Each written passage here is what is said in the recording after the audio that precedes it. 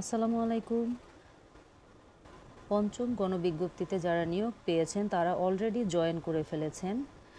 এখন সামনে শুধুমাত্র একটি কাজ আছে, যেটি হচ্ছে এমপিও করণ। এই এমপিও করতে গিয়ে আপনাদের অনেক ধরনের কাগজপত্র দরকার হয়। সেগুলো অবশ্যই সংগ্রহ করলেন, কিন্তু যখন এমপিও করতে গেলেন তখন এমপিও করতে পারছেন না। এই সমস্যাটা পড়তে পারেন অধিকাংশ ক্ষেত্রে যারা পূর্বে কোনো স্কুল কলেজে চাকরি করেছেন।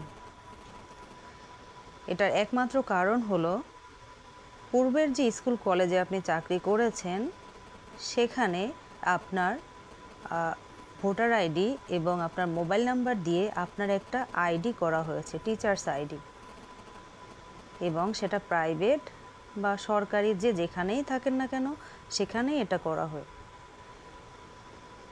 তার মানে হচ্ছে যে আপনি এখনও সেই জায়গারই, সেই স্কুল বা সেই কলেজেরই টিচার আছেন।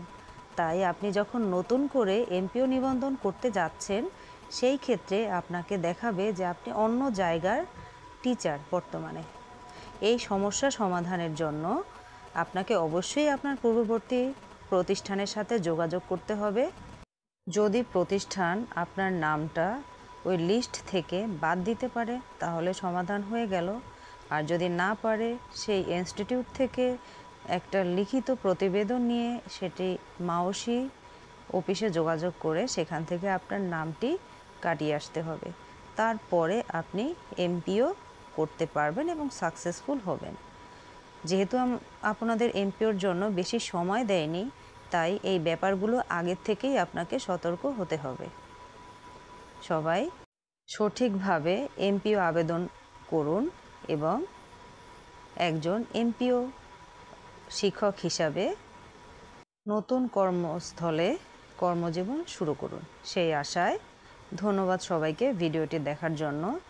সাবস্ক্রাইব করে আমার পাশে থাকবেন যাতে যে কোনো বিষয়ে আমি পোস্ট করার সাথে সাথে আপনি পেয়ে যেতে পারেন। ধন্যবাদ সবাইকে।